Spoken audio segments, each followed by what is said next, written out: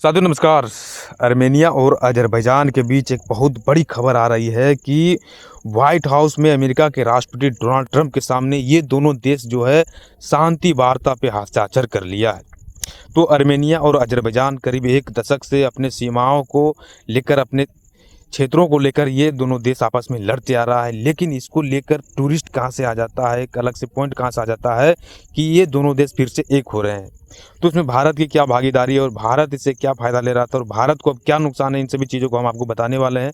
तो white house में जैसे ही ये शांति वार्ता पे अज़रबैजान और अर्मेनिया ने हस्ताक्षर किया, तो भारत के अंदर भी उसको लेकर सुगबुगाहट आ गई। क्यों, कैसे आ गई, तो हम आपको ये बताते हैं कि कैसे भारत के ऊपर भी इसको लेकर प्रभाव दिखने के लिए मिलेगा। तो पहली बात है कि अज़रबैजान को लेकर क्या है, तो अज़रबैजान जो है पाकिस्तान का सपोर्ट करता है और अर्मेनिया भारत के साथ रहता है।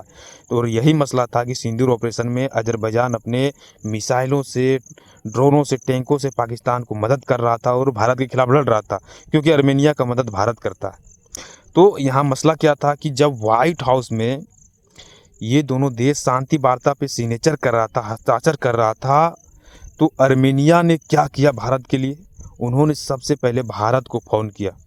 अर्मेनिया ने सबसे पहले भारत को फ़ोन किया कि हम इस समझौते को कर रहे हैं और ये बातें हैं, मतलब कि वो अपनी सारी चीज़ों को बताया भारत को कि हमने इस तरह के समझौते किए हैं, ये सभी चीज़ें होंगी। वो लंबी चौड़ी कहानी भारत को बताया। लेकिन समझिए आप कि भारत की क्या आज एक स्ट्रेटेजिक स्थिति है कि भारत को सबसे पहले फ़ोन कर रहा है अर्मेनिया।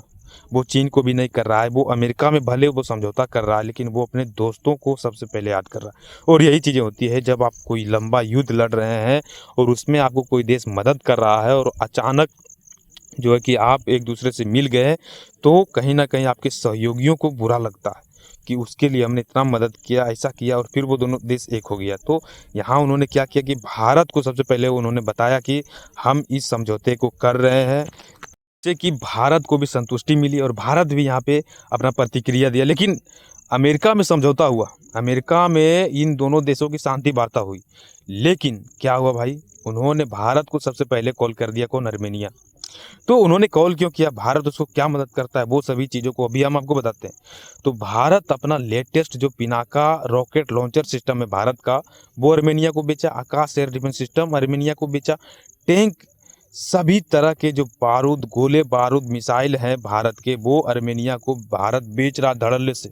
आपने सुना होगा कि भारत जो है बहुत सारे डिफेंस सेक्टर में अपने हथियारों को बेच रहा है। इंटरनेशनल मार्केट में भारत जो है अपना हथियारों को उतार रहा है। तो वो कौन सा देश खरीद रहा है?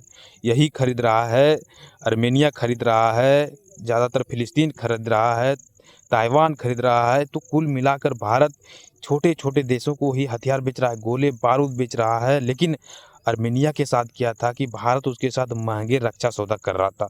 अपना रॉकेट लॉन्चर सिस्टम, आकाश एयर डिफेंस सिस्टम, सभी तरह के टैंकों को वो भारत जो है कि उसके साथ बेच रहा था। और यहाँ तक खबर आई थी कुछ दिन पहले अर्मेनिया के साथ कि भारत के SU-30 लड़ाकू विमान को अर्मेनिया खरीद रहा है, क्योंकि भारत जो है भले SU-30 लड़ाकू विमान रूस के सिस्टम है, उनके फाइटर जेट हैं, लेकिन वो भारत में डिप्लॉय हो चुके हैं, भारत में वो बनते हैं और भारत उसमें अपना मिसाइलों को भी फिट कर सकता है और उन्होंने कर भी लिया है। तो इसको लेकर अर्मेनिया ने कहा कि हम सुखोई 30 फाइटर जेट को भी खरीदने की मंजूरी दे सकते हैं। तो इतना बड़ा मार्केट भारत के लिए अर्मेनिया बन रहा था। लेकिन देखिए, सब सोच के एक बार आप समझिए कि व्हाइट हाउस, अमेरिका ने इन दोनों देशों के बीच शांति वार्ता क्यों करवा दिया? क्योंकि वहाँ पे भारत अपना हथियारों को बेच रहा था अर्मेनिया में। अमेरिका को क्या फ़ायदा हो रहा था? अमेरिका का अज़रबैजान भी हथियार नहीं खरीद रहा था। बस अज़रबैजान जो है चीन का और पाकिस्तान का हथियार खरीद रहा था। बस अमेरिका को वहाँ क्या मिल रहा था, तो उसके पास देने के लिए कुछ नहीं बच रहा था, उसका जो है कोई हथियार नहीं बिक रहा था। लेकिन भारत जो अर्मेनिया से कमा रहा था, चीन और पाकिस्तान जो है अज़रबैजान से कमा रहा था। तब डोनाल्ड ट्रंप क्या करते हैं कि वो शांति वार्ता करवा देते हैं अर्मेनिया और अज़रबैजान के बीच। और शांति वार्ता पर जैसे ही हस्ताक्षर होता है व्हाइट हाउस में डोनाल्ड ट्रंप के सामने, और बस जस्ट वो अर्मेनिया जो है वो भारत को फ़ोन करता है। यहाँ होती है सच्ची मित्रता। कहीं भारत को ऐसा न लग जाए कि हम जिसके लिए लड़ रहे थे, जिसको हम हथियार मुहैया करवा रहे थे, वो देश जो है एक दूसरे में मिल गया और भारत वहाँ पे बेमतलब का बेवजह एक दुश्मन तैयार कर लिया अज़रबैजान के रूप में। तो ये चीज़ें हैं दोस्तों। तो भारत की जो साख है धीरे-धीरे वो इंटरनेशनल रिलेशन में बढ़ती जा रही है। ये चीज़ें होती है, अगर आपके पास हथियार है, अगर आप डिफेंस सेक्टर में आप मजबूत हैं, तब वहाँ पे आपकी स्थिति ये होती है कि आपका दुनिया सुनता है। आप कितना पैसा आपके पास ये मतलब नहीं है, पैसा तो सऊदी अरब के पास भी है। आप कितने हथियारों से लैस हैं, आपके पास कौन से फाइटर जेट है, कितना वो तबाही मचा सकता है, कौन से मिसाइल हैं, वो मायने आज के समय में रखता है, वही आपका सबसे बड़ा पावर है। तो ये चीज़ें होती हैं कि आपके पास कितना शक्ति है, उसी को लेकर दुनिया आपको सुपर पावर मानती है, आपके कहे हुए बातों को मानती है। तो जय हिंद दोस्तों, इसी तरह के इंटरनेशनल यूनिक खबरों को जानने के लिए हमारे चैनल को सब्सक्राइब